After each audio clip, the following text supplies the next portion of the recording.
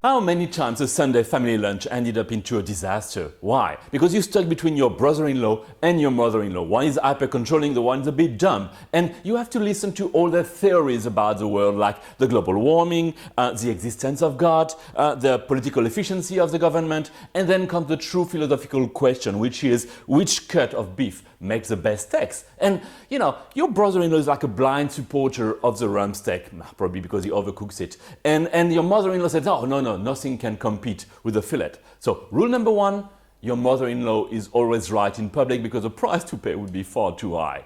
Rule number two, she's completely wrong, you know. Everybody with good taste knows that the sirloin is the best piece.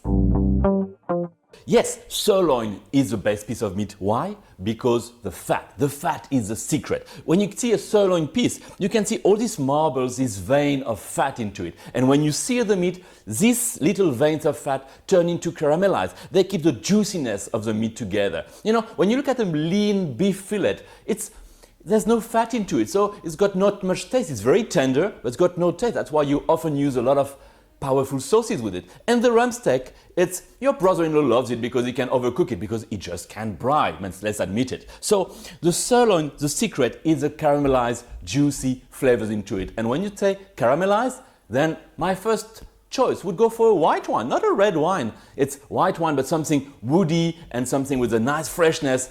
Chardonnay, Rhinofield 2012 from Durbanville Hills. That would be definitely my first choice. So when it comes to Chardonnay and grilled meat, the wood is important and the acidity. That's why the Rhinofield comes from a cool climate in Durbanville, and that's very helpful because the acidity will cut through the fat and the wood will balance the caramelized flavor, almost like this toasty vanilla touch in the wine and in the meat. And if eventually your brother-in-law tells you that you never drink white wine with red meat, then just don't fight.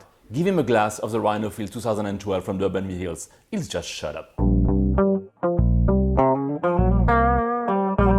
The sirloin is a fat meat, is a marble meat, as you can see on this picture. And all these little veins of fat, when they will cook, they will create a medley of spiciness, spicy flavors. And when you sear the meat, you will keep them inside the meat. So when you say spiciness, you want to get spiciness into the wine. That's why I've been selecting the Marvelous Red. Oh, Marvelous Red is not a superhero name. It's actually a blend of Syrah, Cinsault, Mourvedre, Grenache and Viognier. When you combine all them together, you got a fresh, very spicy, but full-bodied wine that will go so well with the sirloin. And you know, if your mother-in-law is incapable of pronouncing Grenache or Mourvedre and she says, what are these?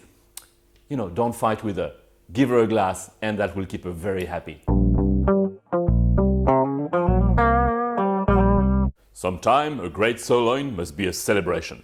And yes, if you can find from your butcher, you ask him a matured meat. Means the loin would have been kept in a cold room for a few weeks. Then the sirloin out of it will be more tender, more flavorful and more tasteful. So for that, best match, Cabernet Sauvignon. Kleine Salzi 2012 Cabernet Sauvignon. It's barrel aged, so the tannins are powerful but completely integrated. On the nose, black currant, a hint of green pepper, but not too much, very elegant. It's powerful on the palate because you're gonna have a very tasteful meat on your plate. And trust me, that will keep your mother-in-law speechless, and then you will know you got a perfect match. The sirloin combines the taste and the juiciness and a complex taste, making it possible to combine it with a Chardonnay, with a red Syrah blend or with an elegant Cabernet Sauvignon. But the most important point, that's a rule to remember, is never overcook your sirloin. Otherwise, your brother-in-law will prove you wrong and you don't want that at any cost. So don't overcook it and enjoy.